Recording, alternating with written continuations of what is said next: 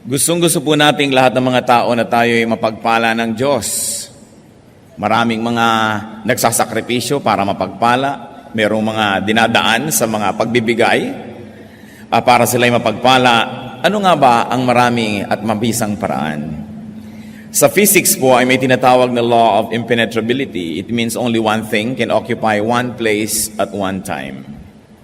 Kaya naman, sa buhay natin para tayo mapagpala, ano kaya na mga kabaligtaran ng pagpapala ang dapat mawala? Ano ang dapat lumabas sa ating buhay para may pagpapalang pumasok? Ano ang dapat na itigil at mahinto para magsimula ang pagdaloy ng pagpapala? Ang atin pong mensahe, pinamagatan nating 7 Stops for a Blessed Life. 7 dapat itigil at ang pagpapala ay dumaloy o kaya magsimulang dumaloy ng lubusan. Salamat po sa kalayaan naming sumamba sa inyo sa sandaling ito. Salamat sa ligaya na ibinibigay ng pagsamba. Salamat sa mga awit at sayaw, sa tugtog. Salamat sa tinatamasa naming kalusugan, Panginoon. Sa paglapit namin sa iyo, patuloy kaming nagpapalinis. Humihingi kami na linisin niyo kami ng iyong dugo. Ilapit mo sa amin, Panginoon, ang iyong liwanag. At nang sa ganon, ay matapunan ng liwanag ang aming mga kadiliman. Buksan niyo po ang aming isip. Bigyan niyo po kami ng pusong mapagpakumbaba na handang makinig at sumunod sa inyo. At nawa ang salita niyo, Panginoon, ay mag-ugat, yumabong, mamulaklak, magbunga sa aming buhay. Ang gusto po namin, Panginoon, makipagniig sa inyo. Kasihan niyo po kami sa aming pagsamba. Buksan ang aming tainga na marinig ang inyong mga katuruan at ang aming puso upang sumunod dito. Nawa, Panginoon, kami magkaroon ng kapayapaan kung sino man ang maaring ginugulo, binabagabag ng iba't ibang mga alalahanin. Humihingi kami ng kapayapaan na sa inyo lang maaring magmula. At nawa, walang maging kaagaw sa aming pansin ang inyong salita. Gamitin niyo po ang inyong hamak na lingkod na tungtungan ng inyong paa. Nais po namin kayong itaas. Nais po namin, Panginoong, tunghayan ang inyong mukha. Nais naming humawak sa inyong kamay. At nang maakay nyo kami sa tamang landas, turuan nyo po kami. Kayo pong maging tunay na tagapagsalita. Gamitin nyo lamang po ang inyong lingkod. At sa inyong pangalan at sa inyong likuran nagtatago ang inyong lingkod. At ang lahat ng mga kahinaan at mga kamalian at kakulangan, punuan nyo po. At nawa, pagpalain nyo ang lahat sa amin ngayon. Lumakad nawa ang iyong espiritu sa aming kalagitnaan. At kami, Panginoon, ay bigyan nyo ng isang bagong lakas, isang bagong karunungan, isang bagong pag-asa. Sa ngalan ng Panginoong Hesus, itinataboy namin ang anumang masasamang espiritu at binibigo ang mga balak ng anumang masasamang tao sa aming paligid. At ang aming Panginoong hinihingi ang inyong pagtatanggol. I-adya nyo po kami sa gawa ng masasama. Ganon din ang dalangin namin para sa aming sambahayan, sa aming mga nasasakupan at mga mahal sa buhay na di namin kasama ngayon. Nawa kayo rin pong mag-ingat sa kanila. Nawa ang kapayapaan nyo'y maghari sa aming puso at ang salita nyo matanim na parang mabuting binhi. Hinihiling namin na inyong presensya at kami nananalig na inyong ibibigay ang hinihiling namin sapagkat ito ay aming Panginoong hinihiling sa pangalan ng iyong anak, ang aming tagapagligtas na si Jesus. 7 Stops for a Blessed Life. Sabi po sa Jeremiah 7 verses 5 and 7, "If you really change your ways and your actions, then I will let you live in this place." Isang kondisyon ay binigay ng Panginoon sa mga tao kung talagang magbabagong loob kayo, papalitan ninyo ang inyong mga pamamaraan, hahayaan ko kayong manahan sa lugar na ito. At natural ang pinag-uusapan po ay isang bayang pinagpala, isang sitwasyon sa buhay na punong-puno ng pagpapala ng Diyos.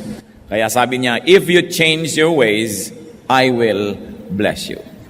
We want blessings, we must be ready to follow the rules and to play it by the book. Isang-isa pong dapat nating itigil kung ito hindi pa natin lubos na naititigil para ang pagpapala ay magsimula is to stop childish thinking. Tigilan ang pag-iisip bata. Pwede nating mithiin na magmukhang bata, hindi naman siguro masama. Pero ang mag-isip bata ay dapat ng talikuran. Because it is limited, simplistic, and selfish. 1 Corinthians 14:20, "Brothers, stop thinking like children. In regard to evil, the infants, but in your thinking, be adults. So, atin pong bigyan ng diin, in regard to evil, be infants. Sa lahat ng bagay na may kaugnayan sa kasalanan at kasamaan ay maging isip bata, maging isip musmos, walang alam, inosente, malinis. In fact, infants are younger than children, so better and cleaner and purer than children is what God requires. And in regard to thinking, be adults. Sa paggawa ng masama, walang muang. Subalit sa pag-iisip ng tama, tayo'y dapat ay mistulang mga may karanasan, marurunong na at may edad. In other words, the Bible is asking for maturity, for a kind of thinking that is understanding and accommodating. Ano pong application nito sa ating buhay ngayon? Tayo po ba ay nag-iisip bata pa? Kung minsan, ay marami tayong mukha at anyo. Pagka ang kaharap mo itong grupo ng mga taong to, ikaw ay mature. Subalit may mga tao na pag sila ang kaharap tayo, nagbabata-bata ang pilit. Pinipilit natin na tayo yung inuunawa, tayo lagi yung inaasikaso, tayo lagi ang iniintindi. Sabi, kailangan na tayo mag-mature sa maraming paraan. One of the saddest things that you can ever discover is not seeing people for a long, long time, and then after many years, when you see them, to discover that they have not matured at all. Hindi umidad sa pag-iisip. Tumanda lang ang itsura, dumami lang ang mga bilang ng taon, subalit hindi tumanda ang pag-iisip. Sabi nga nila, hindi baling tumanda basta may pinagkatandaan. At nakakalungkot po, may mga tao na kahit ilang dekada na ang lumampas sa kanilang buhay, ganun pa rin mag-isip. Ganun pa rin kakitid ang isip. Ganun pa rin karami ang mga hinihingi na bata lang dapat ang humihingi. Laging siya ang inuunawa. Paano po ba mag-isip ang bata? Siya lagi, pagka nagugutom, iiyak. Kailangan itigil mo lahat ng iyong ginagawa para siya pakanin. Pagka meron siyang hindi gusto, iiyak. Dadaanin ka sa iyak, iba-blackmail ka. Emotional blackmail. Hindi siya marunong magpakain sa sarili, papakainin mo pa. Hindi siya marunong magligpit ng kanyang mga kalat, ipagliligpit mo pa. Hindi niya maipagtanggol ang kanyang sarili. Subalit ang mga tao po na nagmamature, nababaligtad, nalalaman mo na nagmamature na ang iyong anak, ang iyong pamangkin, ang mga bata, kung tumitigil na sila unti-unting kailangang laging alagaan, at pagkatapos natututo sila na maging responsable, at pagkatapos sila na ngayon na nag-uumpisang mag-alaga sa iba, sa mga nakakabata, sa kanila o sa mga sobrang matatanda na, then we really show signs of maturity. Kahit po sa ating espiritualidad, kung lagi ka na lamang na kailangang ipanalangin, kailangan ka laging paalalahanan, ligaw-ligawan para umattend sa worship, sundu-sunduin, ibig sabihin, isip bata pa tayo. Kasi tayo pa yung inaalagaan. Pero dapat dumadating na sa panahon na tayo naman naghahanap ng aalagaan. Sino naman kaya ang aalagaan ko? Ano naman kaya ang gagawin ko para makapag-alaga ng iba? Napakahalaga na gumraduate tayo from being childish to maturity. At ang ating dalangin sa Panginoon, bawat isa po tayo ay makapag-isip-isip, saang larangan ng buhay kaya ako immature? Sapagkat yung pong mga immature o isip bata, sila ang kahuli-hulihang nakakaalam na sila isip bata. Kaya kung sa palagay nyo po ay hindi kayo isip bata, baka tayo yung kandidatong mag-isip na isip bata tayo. Kaya siyasatin ang sarili. Isa pa pong dapat itigil is to stop ways that do not work.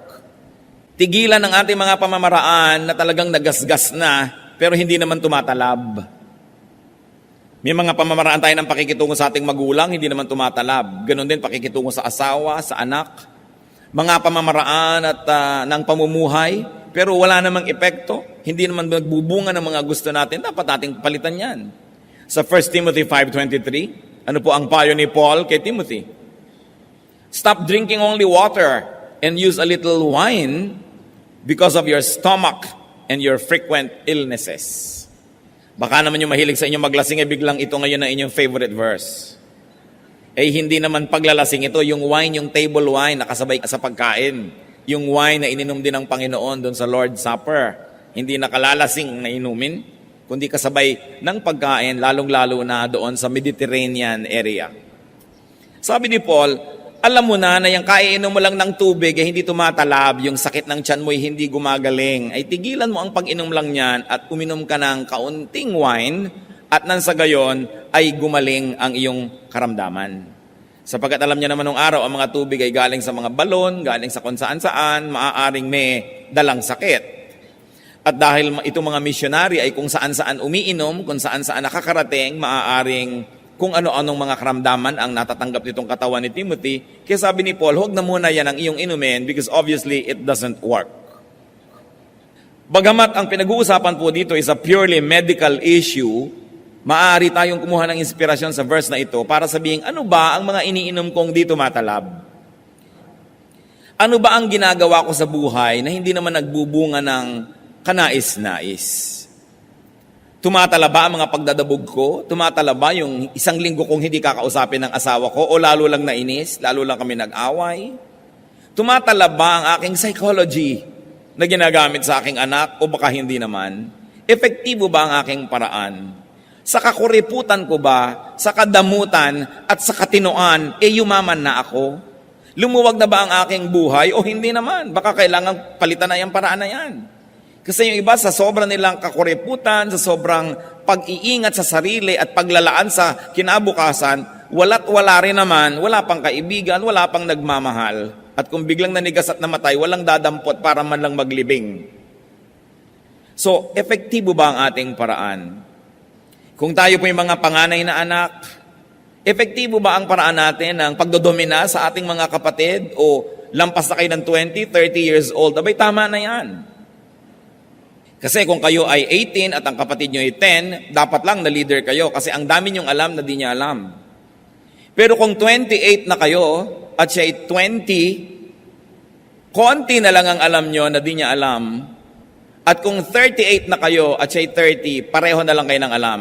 Sa katunayan, kung 58 na kayo at siya ay 50, baka marami na kayong nalimot at mas marami na siyang alam. Nagtataka ko kumisan pati sa magkakapatid, 80, 70, 60 years old na, hindi pa magtrato ng pantay-pantay. Sobra pa rin nang dodomina yung mga matatanda na akala mo higit lalo siyang maraming alam kaysa doon sa iba. Alam niyo po, dumadating tayo sa edad na nag-aabot-abot na yung mga alam na yan. Kaya, tama ba yun? Tama ba ang pamamaraan natin? Kumisan yung pressure na ibinibigay ng magulang sa mga anak, tama ba? Does it work? Yung mga kahigpitan natin, tumatalab ba? O yung sobrang luwag natin, maganda bang nagiging bunga? Dapat po tayong laging magsuri kung ang ating mga pamamaraan ay mabisa. And we should learn from this principle. Sabi ni Paul, stop taking only A because it doesn't work. Take B. What else should we stop? Stop when you have to give way. Kung kailangan magparaya, kailangan magbigay daan, kailangang magbigay ng espasyo para sa iba, maaari natin yang gawin. Stop talking to give way to inspired speakers. Stop being a hindrance to blessing. Stop hugging the limelight if an anointed person must be given attention. Kung minsan po, laging gusto natin tayo ang nangingibabaw, tayo ang nangunguna, tayo ang merong last say, tayo ang lagi na lamang merong final authority, mag-isip-isip tayo. Sapagkat yung karunungan, yung kahusayan, yung inspirasyon, ay naglilipat-lipat yan kung minsan ng puso sa paglakad ng panahon. Walang isang tao na siya lang may franchise to wisdom. Kahit pa nga siya ang pinakamatanda, kahit pa nga siya ang pinakamarunong dati, o kahit pa nga siya ang pinakamaraming pera. Dapat marunong po tayo magbigay. Kahit nga sa ministry, sabi sa 1 Corinthians 14, 29 to 33, 2 or 3 prophets should speak, and the other should weigh carefully what is said. And if a revelation comes to someone who is sitting down, the first speaker should stop. For you can all prophesy in turn, so that everyone may be instructed and encouraged. The spirits of prophets are subject to the control of prophets. For God is not a God of disorder, but of peace. Ito pong kontekstong pinag-uusapan, sapagkat marami noon ang mga propeta at maraming nagsasalita, kung minsan na hindi na magkamayaw sa pagsasalita, kani-kanya nasabay-sabay, wala nang nakikinig at wala nang pinakikinggan. Kaya ang sabi ni Paul, kung merong isa na nakaupo at hindi siya ang nagsasalita, subalit may dumating sa kanyang inspirasyon, hayaan siyang tumindig at magsalita, at yung nagsasalita tumigil muna at umupo at makinig. Ang dapat lahat ay magkaroon ng pagkakataon na marinig at makinig at nang sa gayon ang lahat ay mapagpala. Hindi natin kailangang laging dinodomina ang mga usapan. Kadalasan sa mga pamilya, sa mga magkakaibigan, meron ang parang isang dominant figure. Dapat ba nating katandaan na at kamatayan na yung ganon? Lagi na lang siya ang masusunod, lagi na lang siya ang bida. Dapat din tayo mag-isip-isip. At kung tayo po ay merong ganitong uri ng otoridad sa ating mga pamilya, sa ating mga nasasakop, ay magbago-bago na rin tayo ng sistema. Makinig naman tayo sa iba. Magtanong-tanong naman tayo, gusto nyo ba ito ang gagawin natin? Kakain tayo sa isang restaurant, ano bang gusto nyong kainin? Hindi ako na lang lagi ang order, komo akong magbabayad. Tinuturuan po tayo na magbigay daan sa kapwa. Sapagkat ang bawat tao binibigyan ng Panginoon ng kakayahan, ng karunungan. At kung susupilin natin sila ng susupilin, lagi na lang isa ang susundin ng lahat, at hindi siya magbibigay daan, maraming buhay ang masasayang.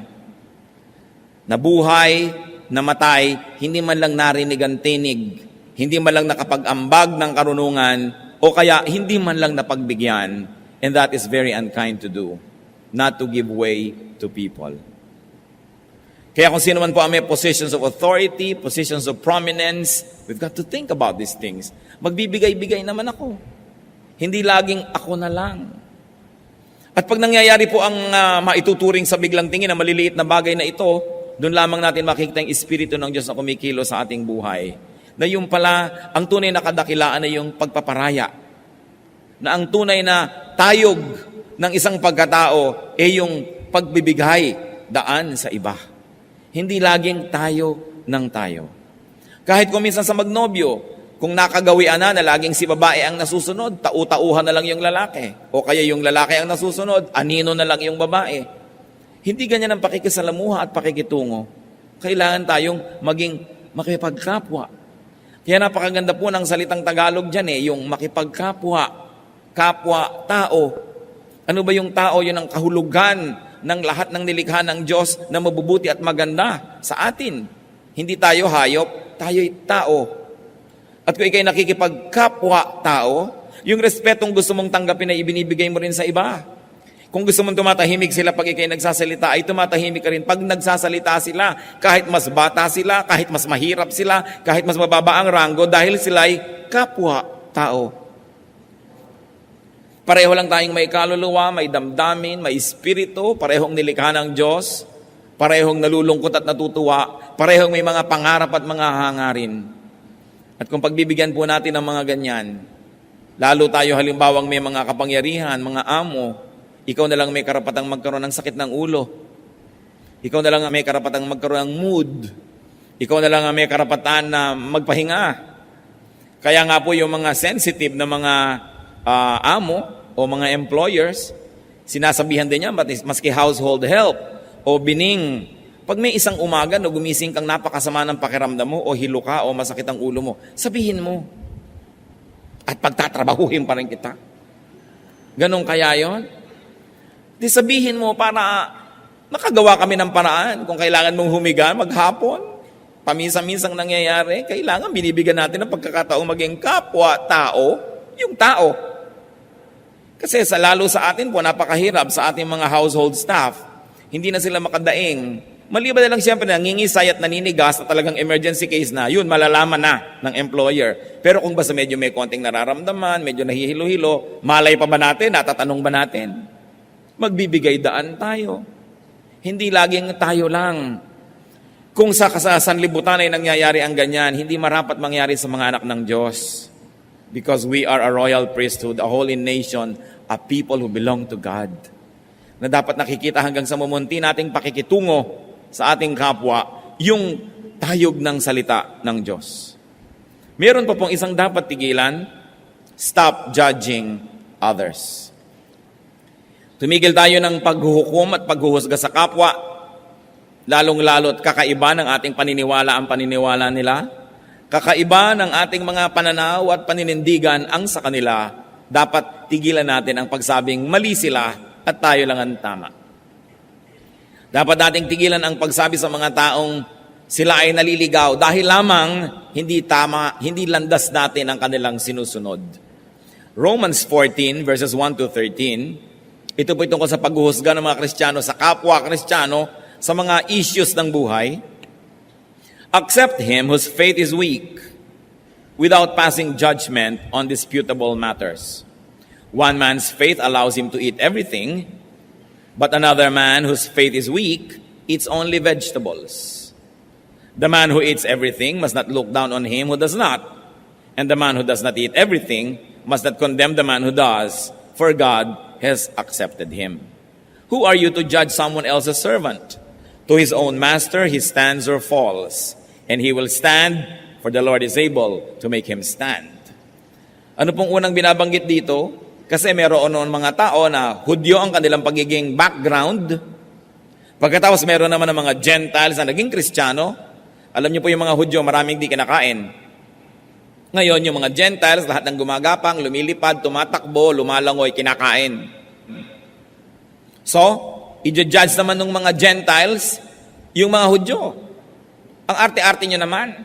Yan, ang dami-dami yung hindi makain. Samantalang pinalaya na tayo ng Panginoon, nakainin ng lahat. Yan namang mga Jews, i-judge nila yung mga Gentiles. Makasalanan kayo. Kumakain kayo ng palaka.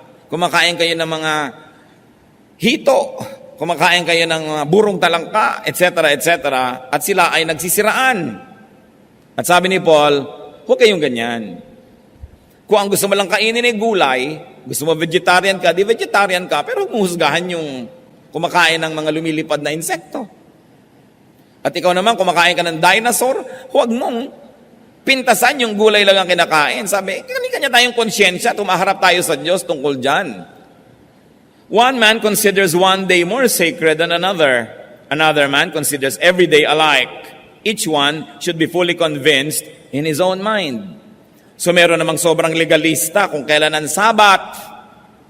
Meron namang nagsasabi na, basta ang sabi ng Panginoon, 6 days of work must be broken by a 7th day of rest. Sa factory ako nagtatrabaho Tuesday ang off ko. Bakit ko ipipilit na maging Sabado yon? Matatagalan ako ng trabaho. Sabi naman nung nagpipilit na Sabado, di matagalan ka ng trabaho, magutom ka, pero sundin mo dapat ang Sabat, Sabado. Mag-aaway-aaway ngayon sila. Sabi ni Paul, may taong ang tingin niya sa isang araw na yun ang banal. Mayroon namang isa, ito ang banal. Di huwag kayong mag-away. Hayaan mo siya. Kasi lahat naman ng araw sa Diyos ay pareho. Siya naman ang lumikha ng lahat ng araw.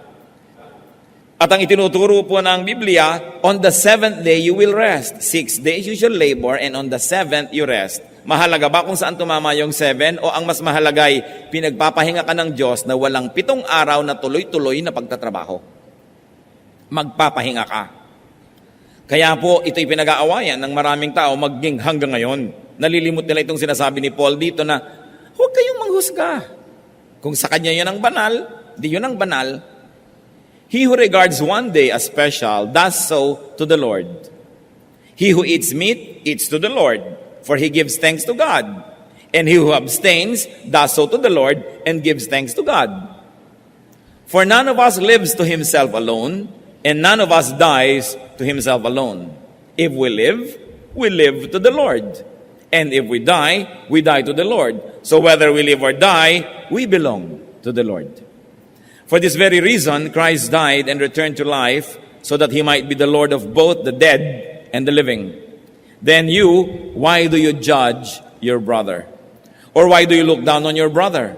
For we will all stand before God's judgment seat. It is written, as surely as I live, says the Lord, every knee will bow before me, every tongue will confess to God. So then each of us will give an account of himself to God. Therefore, let us stop passing judgment on one another. Instead, make up your mind not to put any stumbling block or obstacle in your brother's way. So first of all, on dietary issues, sinabi, kanya-kanya yan. Sapagkat sa Old Testament, maraming regulasyon. Sa New Testament naman ay pinalaya ng Panginoon ng mga tao. Sabi niya, it's not important what gets into the mouth, but what gets out of it. So, alin ba dun sa dalawang susundin mo? Nasa iyong pananalig kasi hindi yun may kinalaman sa iyong kaligtasan. Meron naman on special day issues.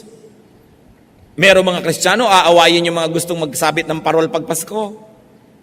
O ba't ka naglalagay ng Christmas tree? Pagan yan, evil yan. Wala akong kinalaman sa paganism nung araw. Naglalagay lang ko kayong pampasaya. Parang nagdagdag lang ako ng ribbon sa aking damit o buhok, huwag mo sabihing evil to. Sapagkat yung mga bagay na yon ay pang-ibabaw, hindi naman nang pumapasok sa loob ng puso. On feasting or fasting. Sabi, kung ikaw ay kain ng kain, nagpapasalamat ka naman sa Diyos at kinikilala mo sa Kanya galing yon, di tinatanggap ka ng Panginoon. Gusto mo namang mag-ayuno at nagpapasalamat ka rin sa Diyos sa pag-ayuno mo, di tinatanggap ka rin ng Panginoon kung ano ang konsyensya mo na hindi lumalabag sa salita ng Diyos. Kasi pareho naman yan na may makukuha kang verse na nagsusupport Ibig sabihin, malawak yung pwedeng pagkilusan ng Kristiyano at pagkunan ng kanyang pagbabasihan ng kanyang ginagawa. Hindi katulad ng marami, naglalakad lang o na doon sa gitna ng kalsada na may puting linya, samantalang ang lapad-lapad ng kalsada. Merong mga Kristiyano, ganun Ang lapad-lapad ng mundo, ang dami-daming pwedeng gawin, napakalimitado ng ginagawa sa sobrang pagiging bookish. While it is not wrong to walk in the center of the road, especially if it's a pedestrian road, but you can move to the left and to the right with God-given freedom, and those who would like to walk on the left side or the right side should not be judged by those who walk only in the center. Hindi tayo dapat na naghuhusga sa ating kapwa. Ang Panginoon ay hindi pa nanghuhusga. Hanggang ngayon, ang Panginoon ay tagapagligtas pa rin. Kailan pa siya magja-judge? Pagbalik pa niya. O kaya, pag tayo ay namatay, kung alin man doon ang mauna, pero habang buhay pa tayo, hindi pa tayo hinuhukuman. So bakit ngayon tayo maghuhukom at maghuhusga sa ating kapwa? Pagka meron siyang ginagawa, sabihin natin, God is not yet finished working on him or her. Hindi pa tapos ang Diyos sa kanya. Kaya mga iba, bakit nasa choir yan? Di ba meron pa yung ganito, ganong kasalanan? Hindi pa tapos ang Diyos. Kasi kung tapos na ang Diyos sa kanya, ting, mawawala na siya. Nandun na siya sa kabilang buhay. Hindi pa siya graduate sa buhay na ito. Kaya sa halip na lagi nating sisilip-silipin ang mga kapintasan at kakulangan ng kapwa natin, ipanalangin natin sila, tulungan natin sila, at kung may konti tayong alam sa mabuti at magandang paraan, ituro natin sa kanila.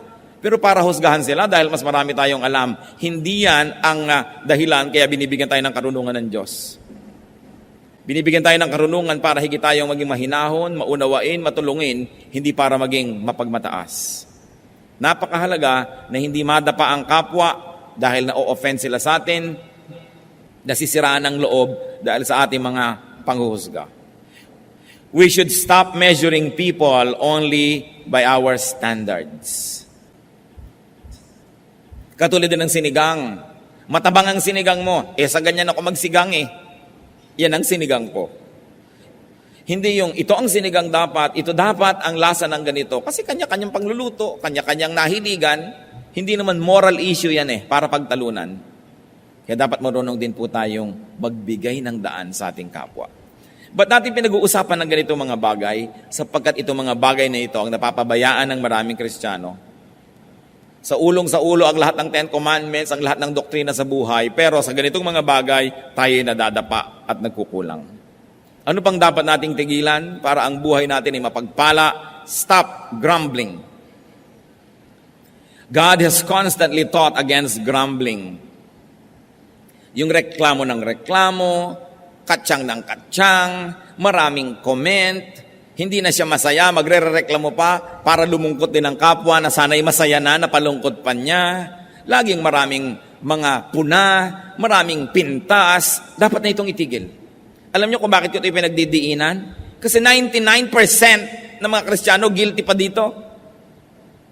Walang tigil ng karareklamo. Walang tigil ng kahahanap ng maipipintas, ng mga kasiraan. Samantalang dapat hinahanap natin kung ano yung mabuti, kung anong maganda, kung anong mapupuri. Kung ano ang pagpapala na naroon na. John 6:43, stop grumbling among yourselves, Jesus answered. At isa ito sa mga paulit-ulit na turo sa Biblia, Old or New Testament alike. Stop grumbling. Wives, what are you grumbling against your husband? Ano ang mga reklamo niyo at mga katsang-katsang tungkol sa inyong asawa na para bang pwede pa kayo magpalit? Habang nagrereklamo ka ng nagrereklamo, yung reklamo mo lalong lumalaki, lalong lumalalim, lalong tumitibay, kaya lalong nagkakaroon ka ng dahilan para magreklamo. Samantalang habang pinupuri mo ang iyong asawa, yung mga kapuri-puring bagay sa kanya, lalo namang tumitibay, lalong lumilinaw, kaya lalo mo siyang namamahal at nababawasan ang iyong pagrereklamo. Very seldom that husbands are grumbling against their wives among themselves. But it's more often that wives among themselves are grumbling against their husbands.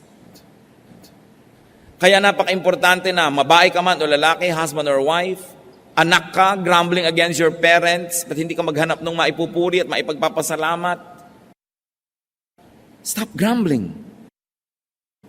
Kung minsan nakakalungkot, ang marami pang grumbling na nangyayari, mga reklamo, among workers in the church, among Christian people, grumbling against the choir director, grumbling against everybody, samantalang nasa church na nga. Mga kapatid, I can never be so repetitious enough. Kasi nakikita ko nangyayari ito sa buong paligid. Ang mga tao, napakagaling magreklamo. Sinisilip ang kapwa, yung mga privileges ng iba, yung mga tinatamasa ng iba, lagi nilang tinutuos, hindi ipagpasalamat kung ano yung nasa kanila. Magkakapatid na reklamuhan ng reklamuhan laban sa isa't isa. Nag-aagawan ng mga mana, sira-sira lang naman piano at isang dangkal na lupa. Magkakagagalit, grumbling against each other. Mga magbiyanan, yung mga manugang na walang ginawa kundi pag-usapan yung kanilang biyanang babae at chismisin at reklamuhan ng reklamuhan ang mga kanyalang mga kapwa. Alam nyo, meron akong 2 kilalang babae na talaga namang huwaran. Pwede natin ipagpagawa ng monumento kung paano umibig sa kanilang biyanan. At hindi si Ruth yun, matagal na siyang yumao. Mga babaeng nandito ngayon sa ating kapaligiran na talaga namang pag silang nakakausap mo, parang dapat lahat ng tao magkabiyanan. Pero natitiyak ko na ang mga biyanan nun may kakulangan din. Pero dahil nagpasya sila na mahalin ang kanilang mga biyanan. Alam nyo yan ay pagpapasya. If you decide, every little aspect of your life will follow the grand design and the big decision. But if you have decided on the other side, then every little act and thought that comes into your life will follow that direction of grumbling. Yun pong mga hindi na natin mapapalitan na karakter ng buhay natin, magpasya na tayong mahalin sila.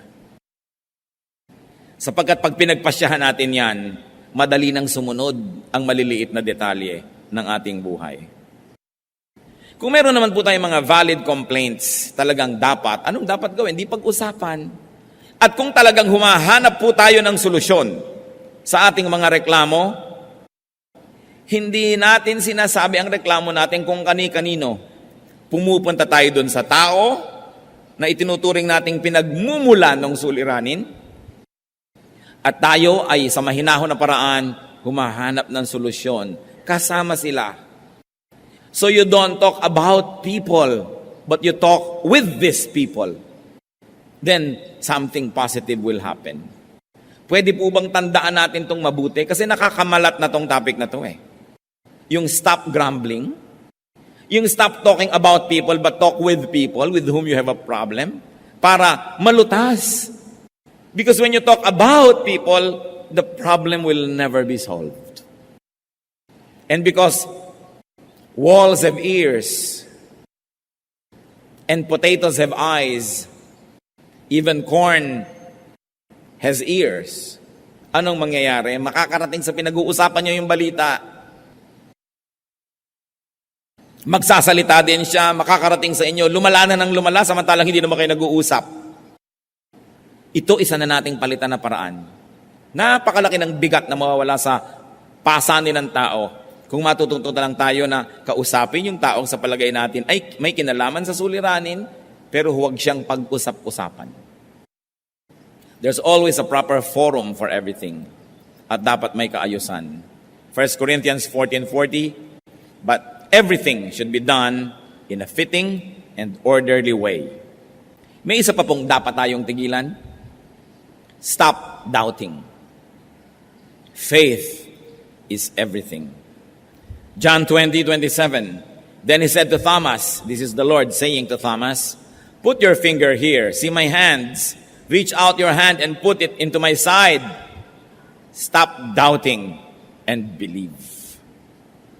Mga kapatid, mag-isip tayo. Anong pangako ng Diyos ang pinagdududahan nyo? Anong salita ng Diyos na napakalinaw sa Biblia ang pinagdududahan nyo? Sabi ni Lord, stop doubting. Believe. Ang nangyayari sa ating buhay ay inuukit at binibigyan ng anyo at kulay ng ating pananampalataya. Ang maaari lang maganap ay yung lang pinaniniwalaan natin. Faith can extend or limit us. Kaya napakahalaga, panindigan ang mga pangako ng Diyos. Hindi ibinigay, hindi isinulat ang mga pangako ng Diyos para pagdudahan. Ibinigay yan para panindigan, panghawakan, sandalan, tindigan, para tayo magkaroon ng kapayapaan, katahimikan, kaayusan sa ating buhay. Ang lahat ng patuloy pa ring nerbyoso ay kulang ng pagtitiwala sa salita ng Diyos. Ang mga lagi pa rin na sinasakmal ng takot ay kulang ng pagtitiwala sa mga pangako ng Diyos. Ang mga takot na takot maghirap at baka walang makain, salat na salat sa pananalig sa sinabi ng Panginoong Jesus. Sabi niya, look at the birds of the air. They don't even plant, they don't harvest, but your heavenly Father feeds them. At kung ang mga ibon ay pinapakain, ang mga bulaklak ay dinadamitan, kayo pa kaya ang hindi alagaan ng Panginoon? Mga mabababaw na mga pananalig, sinabi ng Panginoon. Ano po ang inyong mga takot? Gusto kong pag-usapan natin yan eh. Ano mga takot natin? Sa palagay nyo ba, hindi mas malaki ang Diyos dyan sa takot na yan? Pero habang may mga takot tayo, nabubuhay tayo sa nerbiyos, sa pangamba, sa panghihina, ibig sabihin, mahina ang pananalig. Nagdududa sa salita ng Diyos na ito'y totoo, ito'y mapanghahawakan at magaganap nga. 2 Peter 3:9, the Lord is not slow in keeping His promise. Suyurin ang Biblia, halukayin, hanapin lahat ang pangako ng Diyos, panghawakan, memoryahin. Dapat pa bang i-memorize yan? Yes. Because when you memorize and commit to memory the promises of God, you will be able to pull out the right promise at the right moment and you will be strengthened. Ang ating pagkain ay ang salita ng Diyos. Hindi ba sabi ni Satanas kay Lord, kung talagang Diyos ka, gawin mo mga pagkain niya mga bato. Sabi niya, man does not live by bread alone, but by every word that comes from the mouth of God. Anong isa sa mga kahulugan niyan? Ang pagkain natin ay ang salita ng Diyos. Nanghihina ka, physically, kakain ka ng pagkain, iinom ka ng mga vitamins, iinom ka ng mga herbs, at kung ano-ano pa, para ka lumakas. Spiritually, nanghihina ka, ang pagkain mo ay salita ng Diyos. Ano? Ang kanyang mga pangako. Ay, maaalala ko yung pangako na yun ng Diyos. Kakainin ko ngayon yung pangako na yun. Malakas na ako kasi kumain ako ng tama kong kainin. Kaya yung panghihina, isa lang po yan na sintomas na tayo'y mahina sa pananampalataya. Ang mga anak ng Diyos ay victorious because God is victorious. Malalakas ang loob dahil kakampi natin ng Diyos. Masisigasig, hindi lalampalampa, hindi hihina-hina. It is the devil who comes to steal, to kill, and to destroy. But Jesus says, I have come that you may have life and have it to the full. A full life. Don't just exist. Get a life, a full life. At kailangang panghawakan natin literally ang mga pangako ng Diyos. Pag sinabing ganon, gawin. Pag sinabing tigil, tigil. Pag sinabing go, go. Pag sinabing this is my promise, claim it. Nothing happens to people who do not believe. Kahit sa mga imbensyon, nakaka-imbento yung mga tao na naniniwala sa kanilang magagawa. Kahit yung mga unang mga taong tumawid sa dagat Pasipiko, nung kauna-unahang mga panahon, naniwala silang magagawa nila yon. Yung umakyat niya sa mga Mount Everest, naniwala silang magagawa nila. Pero yung mga, naku, hindi pwede yan, mahirap yan, talagang walang nararating. Kahit yung mahihirap na tao na napaasenso ang sarili sa tulong ng Diyos, dahil naniwala silang magagawa nila, habang lahat ng kanilang mga kaibigan ay nag-give up na, at nag-adik-adik na lamang, may mga nagpilit pa rin mag-aral, pinilit magsikap, ngayon umasenso sa buhay dahil naniwala sila. Yung paniniwala natin ang bubuo o sisira sa ating buhay. Kaya kailangang paniwalaan. Pati po ang ating mga anak, kung naniniwala tayong sila'y mahusay, naniniwala tayong marami silang magagawa, nagiging mahusay at maraming ang nagagawa. Pero pag naririnig kayong, yung anak ko na yan, bubing yan eh. Walang pag-asa. Ganyan lang, nagiging ganun ang performance nila. Kasi sila man na nawawala ng pananalig sa sarili. Kasi sinira na natin ang loob. At kung may isa pa tayong dapat pag-usapan ngayon, na dapat tigilan, stop sinning. Remember the law of impenetrability. Only one thing occupies one place at one time. So anybody who sins has no space for holiness. And if there's no space for holiness, there's no space for God. If there's no space for God, there's no space for blessedness, for victory, or for fruitfulness. 2 Corinthians 5:17. If anyone is in Christ, he is a new creation. The old has gone, the new has come. Ilang beses na dapat nating bigkasin, basahin, usal-usalin ang mga salitang ito bago lubos nating maunawaan. Na ang isang taong na kay Kristo ay isang bago ng nilalang. Pero marami nagsasabi, born again ako, bagong nilalang, new creation, pero old habits, old sins, old ways. A new spirit is not compatible with old sinful hearts. There has got to be renewal all the way. Matthew 9:17, neither do men pour new wine into old wineskins. If they do, the skins will burst, the wine will run out, and the wineskins will be ruined. No, they pour new wine into new wineskins, and both are preserved. Napakaganda po ng talinghaga na ginamit. Kung may bagong alak, hindi pwedeng ilagay sa lumang sisidlan na usually mga leather, mga skin ng hayop. Sapagkat sasabog lang yon kung may bago kang ilagay. Sabi, lumang sisidlan, lumang alak. Bagong alak, bagong sisidlan. Bagong espiritu, bagong puso. Bagong tao, bagong buhay. Napakasimple ng analogy. There should be new ideas, new ministries, new actions if we have a new heart. 1 Corinthians 15:33-34. Do not be misled. Bad company corrupts good character. Come back to your senses as you ought and stop sinning. New life, new friends. New lifestyle. At kung tayo may nakikitungo sa mga dati nating mga pinakitutunguhan, ay dahil lamang gusto natin silang akayin sa tama, hindi para mulit-muli nila tayong hilahin pababa. At kung nakakahalata tayo ng ating mga dating mga kapalagayang loob ay hinihila tayo pababa, dapat kahit man lang pansamantala na tayo'y umiwas sa kanila hanggang tayo'y maging malakas, hanggang dumating tayo sa punto na gano'n na tayong kalakas na pag tayo nakikisalamuha sa kanila'y sila ang nahihilan na natin pataas.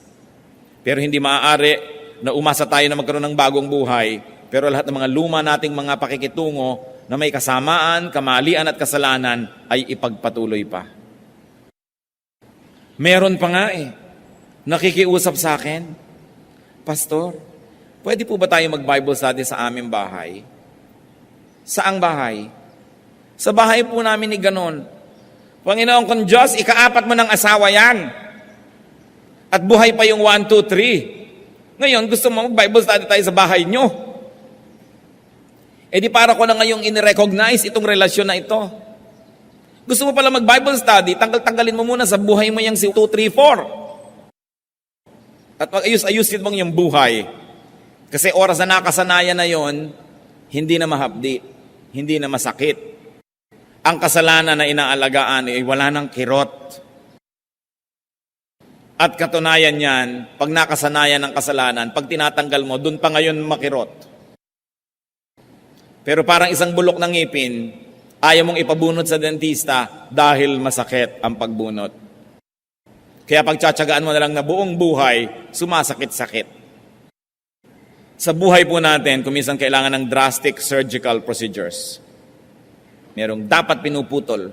Hindi na pinag-iisipan pa, lalo't malinaw na inuutos ng salita ng Diyos na dapat tanggalin sa ating buhay.